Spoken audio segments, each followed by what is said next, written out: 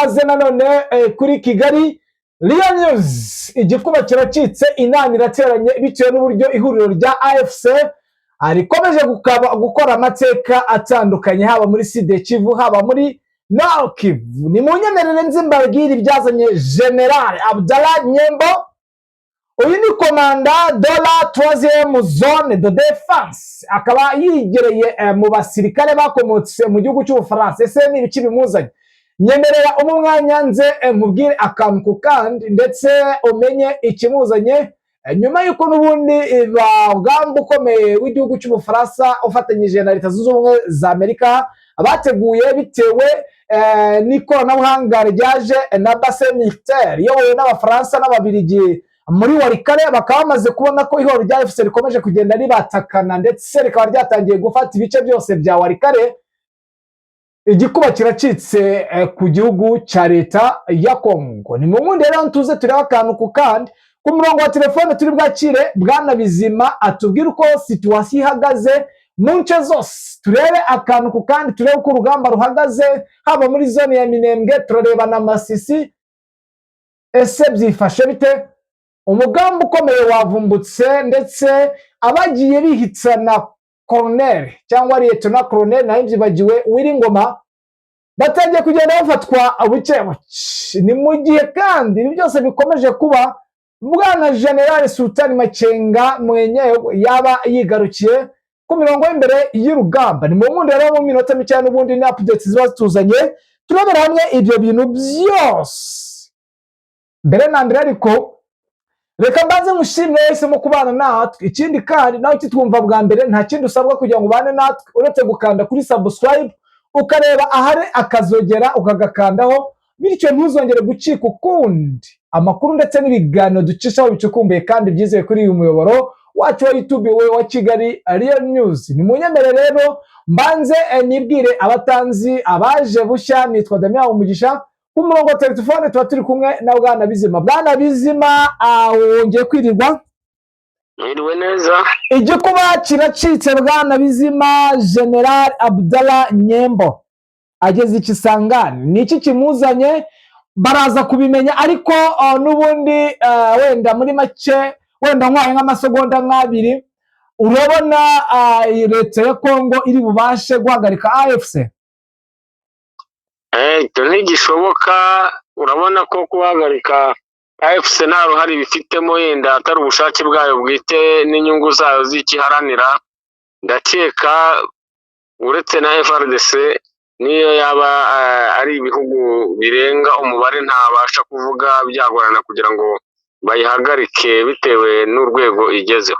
Bwana Bizima, ihuriro rya AFC ryamaze guhakana bidasubirwaho ko amasezerano ya Washington batayakozwa na gato. Ni iki kiri bukurikire mbere yuko tujyana kuri frontline? Wenda urabona ko wagiye ureba uko situation ziba zihagaze kandi utuye muri ibyo bice, uherereye muri ibyo bice, wagiye uzenguruka ibyo bice ndetse wakurikiranye cyane AFC kuva 2012. Iyi AFC nyuma yuko igaramye ikavuga ko amasezerano ya Washington itayakozwa na gatoya, urabona ari iki kiri bukurikire? Ese Leta Zunze Ubumwe za Amerika zirimanukira n'ubundi ko ubona zohereje intumwa? Urabona intumwa za Leta Zunze Ubumwe za Amerika, abantu benshi ntabwo bazi politike ya Amerika, ariko wenda batabizi tubacishirizeho gatoya. Leta Zunze Ubumwe za Amerika zibanza gutuma noneho byananirana bakiyizira. Urabona ko batumye Abafaransa n'Ababiligi nibo bari muri biriya bice. Urabona ko hajemo na Angola. Biriya ni ibihugu biba byaragiye bisa nkaho nyine bigenda mu kwaha kwa Leta Zunze Ubumwe za Amerika. Urabona ari iki kiri bukurikire mu gihe ihuriro rya AFC M23 ryigaramye amasezerano ya Washington? N'ubundi urebye mu bikorwa byose ibyo uvuze bya bihugu yabo Ubufaransa, Ububiligi na Angola baba biri muri iriya diro yo muri FARDC, ubona ko n'ubundi Amerika ishobora kuba hari ubufatanye muri biriya bintu ifitemo. Ariko mu mateka dufite, Amerika ishobora kwinjira mu kibazo cyo muri Afurika icyo ari cyo cyose bitewe n'igihugu mu buryo bwa diplomasi, ariko ni gakeya mu makuru naba nzi yuko Amerika yigeze yungika ingabo muri Afurika mu kwivanga mu bintu by'imirwano, uretse ngira ngo ahari muri Somalia, ariko ubona ko ari ibintu idakunze gukora cyane, kuko ubundi nayo ibara ko muri Afurika ari nko muri Aziya ari nk'ibyihebe.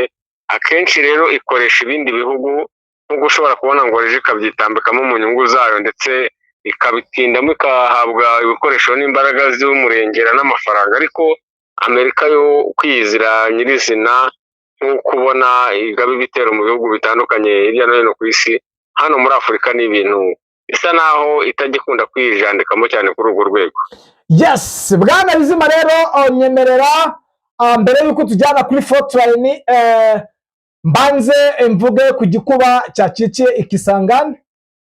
Ni Kisangani, aha ni mu ntara ya Chopo, ndetse akaba ari ububiko bukomeye cyane bw'amadrone ndetse n'intwaro nyinshi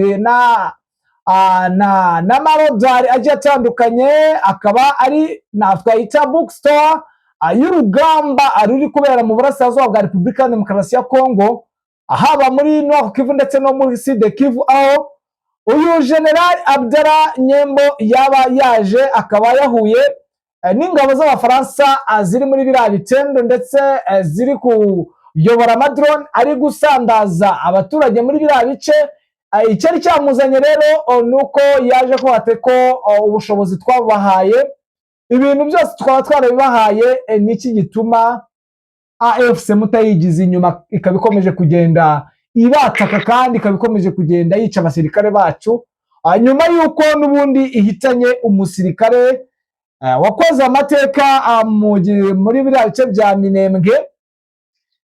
Ibyo simba nshaka kubyumva kuko abapfa bo ni benshi, ariko icyo nshaka kugira ngo mbamenyeshe bakunzi ba Kigali News ni uko uno musirikare yaje avuga ati ibi ngibi murimo kuki nta musaruro. Iyo nama n'ubundi yayihuriyemo n'umugaba mukuru w'igisirikare wungirije, uzi ko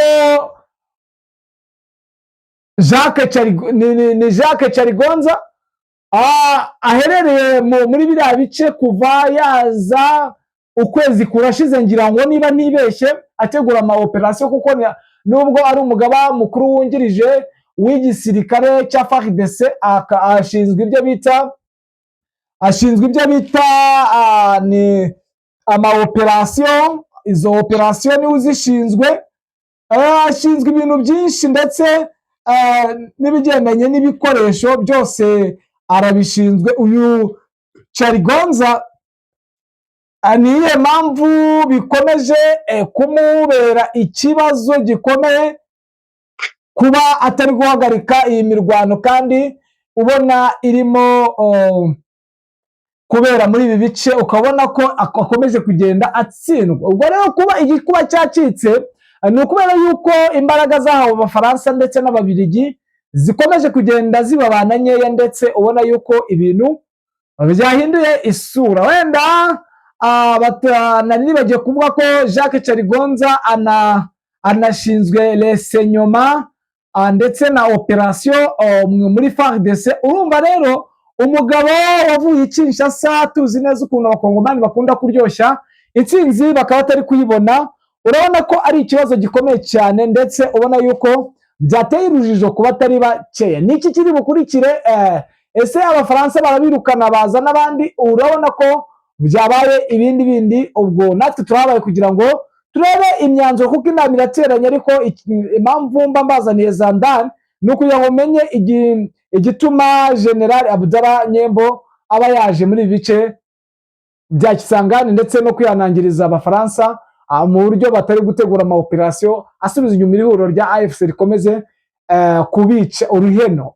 Bwana Bizima, nkundira mu minota mikeya utubwire urasa ku ntego aho imirwano iri kubera, ndetse nuko byifashe sahi.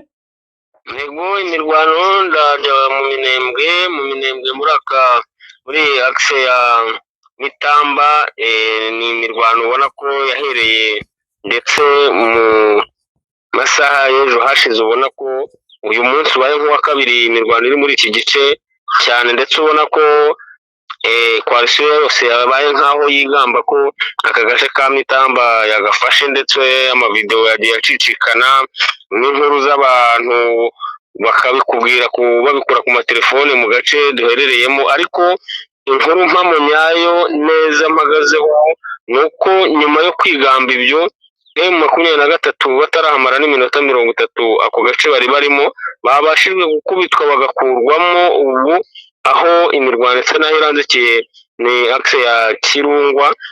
Ahangaha niho imirwano iri kandi nabwo ubona ko bamerewe nabi cyane ku buryo M23 na twirwaneho bari gukoresha imbunda z'imisada n'uburakari bwinshi, ubona ko basa naho barambuye ibitero bya Wazalendo, ndetse ubuho ni agashya gahari ko bivugwa ko yavuye muri operasiyo igasigamo indi koalisiyo zose bari kumwe bakerekera rwose bagasa n'aho bavuye mu gace k'imirwano, ku buryo babaye nk'aho babisariyemo bitewe n'imiripuko y'imbunda za tirari n'iz'imisada zose M23 yasheringaga muri aka gace ka Nitamba, ndetse byatumye bagatakaza neza ku buryo butunguranye ndetse budatinze ugereranyije n'uburyo bari bafite umuvuduko mwinshi urenze. Tujye muri Province de Rusizi hano axe ya Kabunamba, Remera, imirwano isa naho yabyutse nayo mu gitondo cy'uyu munsi ndetse yari iranzitse ku gicamunsi cy'ejo. Ahangaha urabona ko basa n'abarwana barebanaho, kuko ubona ko haba habuze umuntu uhagarara ashikamye cyane kuri buri ruhande. ubona ko koalisiyo n'ubundi ya FARDC ariyo isa naho ikugaye ibitero bisa n'inyeganyeza ngo irebe uko M23 ihagaze, ariko M23 ibasubiza itavuye aho iri, mu buryo ubona ko badashaka kubiyereka ubushobozi n'urwego bahagazeho, kandi ubona bafite ibikoresho bihambaye cyane muri izi pozisiyo za Remera ndetse n'aka gace ka Kabunambo. Rero urabona ko hari icyo M23 isa naho ihishe, kandi nabo barayirasa badafashije, ubona bashaka kugira ngo igaragaze imbaraga zayo babone uburyo polisi yabo ihagaze, ariko ukabona ko babimye amakuru. Reka twerekere mu gace ka Bukavu hano kuri parike Kahusibiega. Iyi parike Kahusibiega muzi mu minsi itambutse igera mu byumweru nka 2 ko hari imirwano habereye hano kuri airport, ndetse no mu nkengero zaho ikaba imirwano yabaye nk'aho Wazalendo yabigendeyemo cyane. Muribuka imirambo yari ikwiriye mu mihanda hose bitewe n'ibibazo bahuriye nabyo. M23 yahise ifata umwanzuro kuko yanze kubakurikira muri pariki ya Kahusibiega kugira ngo hatabamo kuba hari abahangirikira cyangwa bagatakaza, ahubwo yo ikora ikintu cya close cyo gusa naho bajya kuzenguruka ishyamba babasigira igice cya kure, ku buryo ari urugendo mu ishyamba ushobora gukora n'ibyumweru bigera muri 3 utararisohoka werekeza muri za Warikari. Rero ahangaha byababereye ikibazo cyane. Yego, ikihe kibazo Bwana Bizima? Cyane gikomeye, kuko ubu bafite imbogamizi cyane y'ibyo kurya. Bagerageje uyu munsi gusa naho biyahura basohokamo berekeza muri no side ya airport, nk'uko bisanzwe mu masantere ahegereye, mu buryo ubona ko bashakaga ibyo kurya. Ntabwo bari bafite amakuru ko M23 yaharyamye ubutahava, kandi ako gace kose karimo abasirikare bateguwe ba sniper, bari bafite gahunda y'uko bazi neza ko bazagaruka gushaka ibyo kurya. Rero baharasiwe basubira mu ishyamba. Urumva ko basa naho bugarijwe cyane n'ikibazo gikomeye cyo gusohoka muri iri shyamba, kandi bijyanyemo, ndetse kandi ubona ko nta support y'ibyo kurya byakwerekeza aha, kuko batinya ko indege zisanzwe zigerageje kubaha musada bashobora kuzirasa. Rero ni ikibazo gikomeye. Harakekwa ko bashobora kuziripotinga kuri M23 bitewe n'uburyo bw'imibereho bafite muri icyo gice. Yes, Bwana Bizima, nta handi imirwano iri kuba ngo duhita dusoza? Imirwano ahandi agace isa n'ahereyemo ni muri Nord Kivu, ubona ko naho ari imirwano n'ubundi imeze nk'umuranzi, kuko isa naho itavaho muri aka gace ka Masisi. Ubona ko ibice za Muheto ndetse ukomeje na za Bushihe muri icyo gice, ubona ko FDLR na Wazalendo zisa naho zataye pozisiyo yazo zikerekeza mu bice byerekera mu mashyamba. Ubona ko basa naho rwose bacitse intege cyane bitewe n'uburyo aka gace bakarasiwemo bagakuyemo kandi batarakamaramo umwanya, ndetse bagatakaza ibyo bari bambuye byose, yaba amatungo n'intwaro ziremereye batabashaga kwirukankana. Rero urabona ko iyi coalition isa n'iri muri aka gace igizwe na FDLR na Wazalendo, ndetse bivuga ko FARDC barimo ari bake, basa naho baheshywe kuko ubona ko igice cyabahuza n'izindi position basa naho bataye mu bice bya kure bashobora kuzingiwa nayo 23, nabo bikababera ikibazo cyo guhuza nabo kuko bari baje bacengeye muri area ubona ko ari mbi cyane, kuko yasaga naho igenzurwa nayo 23 ku buryo buhambaye kandi harimo ibirometero byinshi n'intera ndende. Rero operasiyo ziri gukorwa ubu na FDL zimeze nk'iz'ubwiyahuzi, kuko nk'aka gace ubundi ntabwo bari bakwiye kukinjiramo ugereranyije na pozisiyo zikazengurutse za M23. Yes, bwana Bizima Nkundira, nkushimiye kandi nkwifurize kugubwa neza kuri iki gicamunsi cyo kuri uyu wa gatatu tariki 4 z'ukwezi kwa gatatu 2026. Urakoze cyane. Yes, nawe bakunzi bacu bakadasohoka ba Kigali News, reka turashimire tubifuriza amahoro y'Imana, Imana ikomeze ibane namwe.